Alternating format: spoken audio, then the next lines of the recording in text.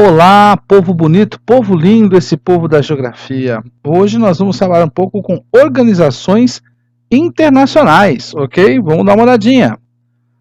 Para que elas foram criadas? Elas foram criadas para que, através de tratados, pudesse haver uma melhor colaboração, melhoria das condições econômicas, políticas e sociais do povo que está envolvido.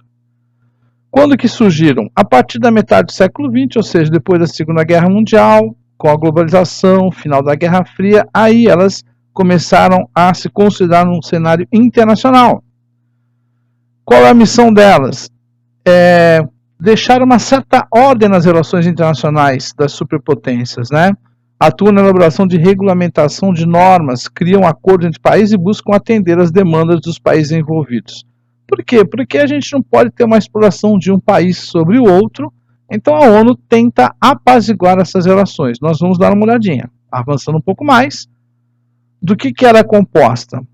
Ela é composta de 6 órgãos principais, né, sendo que o principal deles é a Assembleia Geral e o Conselho de Segurança e o Conselho Econômico e Social.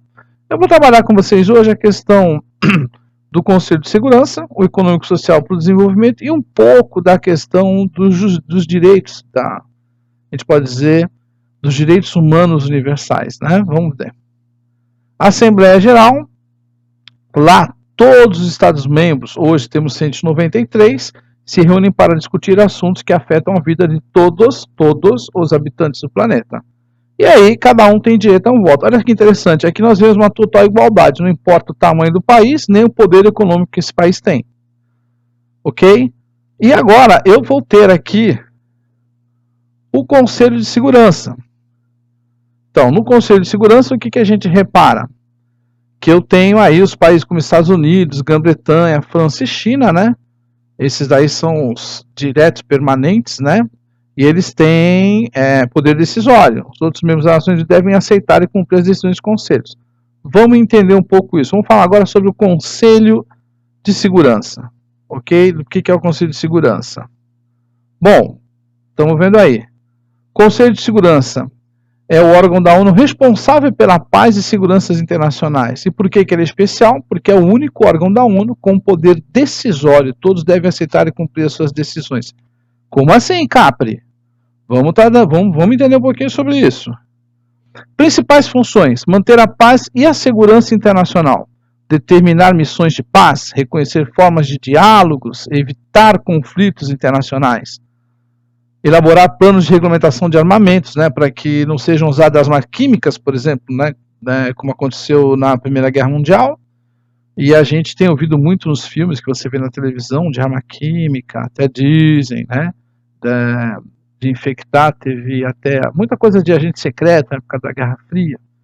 Que mais? Solicitar a aplicação de sanções econômicas e outras medidas. E aí, no geral, para que serve? Nós já tivemos, no final, assim, da década de 80, principalmente início da década de 90, o fim da Iugoslávia. Então nós tivemos vários conflitos lá em Kosovo, na Bósnia, na Sérvia.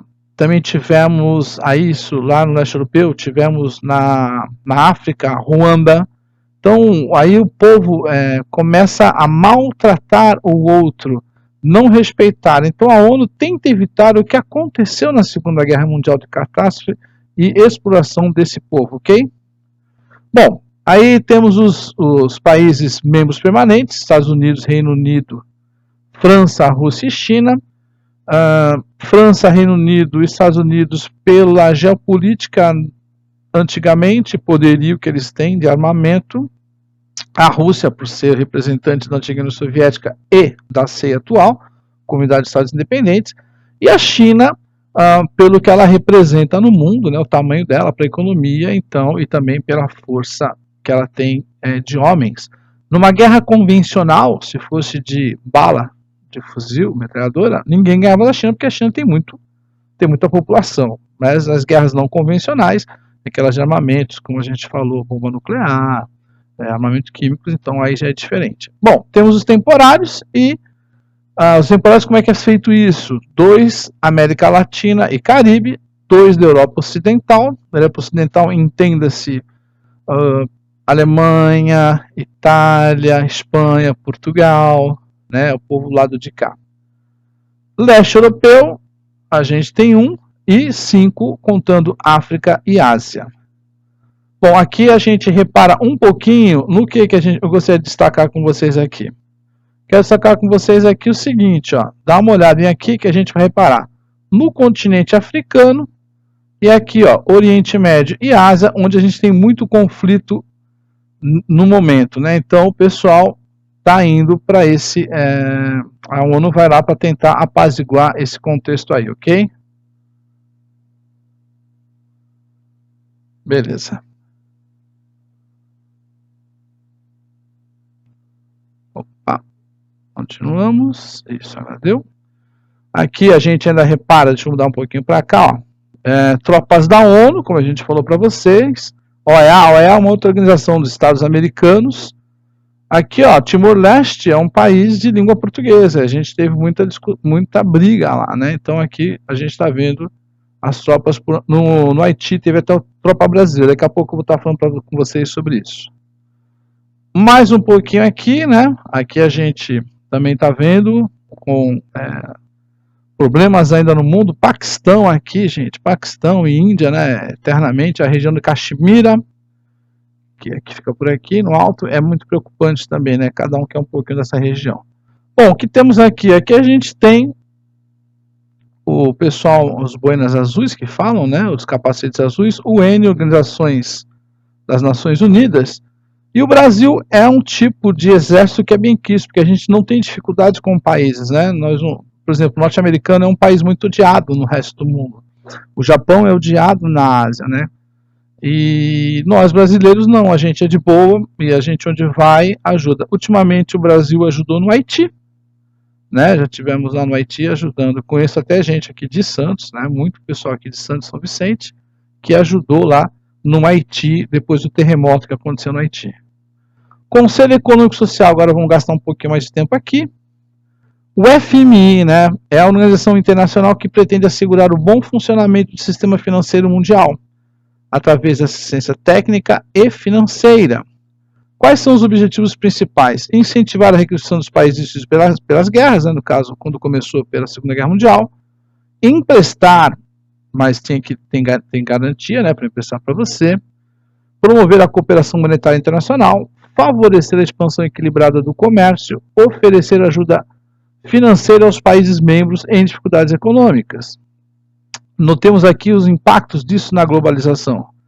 Provocou o crescimento da economia em todo o mundo. Por que esses países estão aqui, né? Brasil, África do Sul, a Índia e a China, né? Estão aqui falando dos BRICS. Está faltando a Rússia entrar aí, né?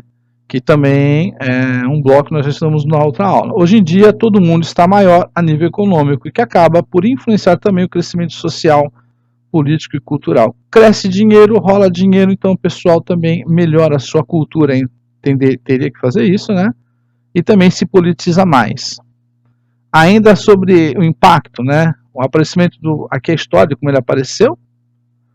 Aumento do número de grandes potências econômicas, toda a Europa, a Índia, a China, já falamos um pouco, e hoje no mundo globalizado, não somente no econômico, mas também político e social. Ainda OMC, Organização Mundial do Comércio, estamos vendo aí, pessoal, a questão dos containers, né? Então, o pessoal precisa comercializar para fazer a economia do seu país andar. Qual a função da OMC? Administrar os acordos que compõem o sistema multilateral, servir de fórum, quando tem alguma disputa, então ela entra para dizer, nós já comentamos em outras aulas, não podemos voltar a falar, da questão do Brasil com os Estados Unidos com relação ao algodão, com relação ao tabaco, Brasil e Argentina com relação ao trigo, protecionismo, né, que eles produzem e acabam favorecendo os de lá e acabam prejudicando a gente. A gente também não pode entrar num país com um produto muito mais barato e fazer com que aquele país os trabalhadores aplicam seus empregos. Então aí a OMC tenta ajudar nesse sistema. Controlar a adoção dos acordos, bem como implementação destes pelos membros da organização, certificando as políticas. E também a criação do sistema de resolução de controvérsias, que eu falei para resolver as tretas quando elas acontecem. Quais são os princípios? Princípio da não discriminação, princípio da previsibilidade, princípio da concorrência leal, né? Não dá para eu, por exemplo, usar trabalho escravo, meu produto vai ficar mais barato e aí não dá para concorrer com o outro. Então tem que ser de concorrência leal. Princípios da proibição de restrições quantitativas. Tem que tomar cuidado também com a quantidade que vai ser enviado, né? Para nós, se você pegar mais, eu vou te dar mais. E aí alguém que produz pouco fica fora, um país que produz pouco. Princípio também do tratamento especial diferenciado para países em desenvolvimento, que tem que dar uma força para esse povo. Já o Banco Mundial, com o nome Banco Internacional para Reconstrução e Desenvolvimento, o BERT, objetivo: financiar a reconstrução das economias após a Segunda Guerra Mundial. A nossa prefeitura aqui da Baixada Santista, a Prefeitura de Santos, foi financiada com o dinheiro do Banco Mundial. O Banco Mundial também ajuda na questão de saneamento básico, para ter água, esgoto para levar, ele ajuda nesses empréstimos.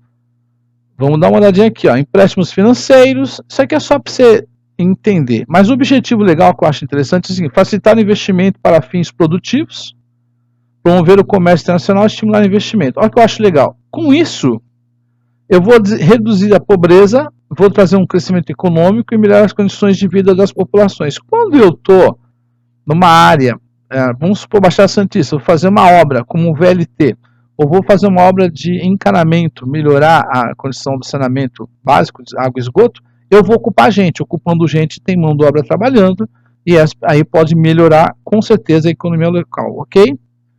Para onde vai esse dinheiro? Para infraestruturas, como eu falei, de estrada, para educação, para pobreza rural, para ajudar o pessoal no campo que não tem condições a melhorar, até para uma segurança social, para o tratamento de água, como eu falei, para a saúde, construção de hospitais, né, de campanha, quando precisar. Ainda para erradicar a pobreza, ajudar o meio ambiente, né, até com a questão das energias limpas hoje. Ainda tem a OIT, a Organização Internacional do Trabalho, que ela procura ajudar os lugares, também ajudar as pessoas que têm dificuldade quando tem algum conflito, para tentar colocar essas pessoas no campo de trabalho novamente, ou também principalmente isso, tomar conta para que não sejam exploradas as pessoas, que se acabe a escravidão, que as pessoas trabalhem sem ganhar no mínimo, com um pouco mínimo de dignidade. Temos a Corte de Justiça Internacional, essa que eu queria falar com vocês, ó, Direitos Humanos e do Cidadão. De 48 se tornou universal. Por que se tornou universal? Porque correspondia aos anseios da humanidade em construir sociedades mais justas e esses princípios ajudariam nas lutas pela liberdade, inclusão, reconhecimento, denúncia e punição ao uso indiscriminado da força e ao abuso de poder. Por isso que o pessoal gostou. Aqui esses direitos, né, humanos, democracia, cidadania, justiça, respeito, liberdade, diversidade. Coloquei uma tabelinha aqui de um pouco de como começam os direitos humanos, né, uma história, mas o que nos interessa é entender liberdade, igualdade, fraternidade, tecnologia e tudo para a paz. Conforme foram avançando as eras, hoje a gente está inclusive na questão tecnológica, outros assuntos surgem, mas tudo que a gente precisa, termos liberdade, igualdade, fraternidade, poder, tecnologia, alcance de todos, mas basicamente que todos tenhamos paz. Liberdade e direitos fundamentais. O artigo 1º eu acho maravilhoso, ele fala assim: todos os homens nascem são livres e iguais em direitos. As distinções sociais só podem fundamentar-se na utilidade comum. A liberdade consiste em poder fazer tudo que não prejudique o próximo. Assim, o exercício dos direitos naturais de cada homem não tem por limite senão aqueles que asseguram aos outros membros da sociedade o gozo dos mesmos direitos.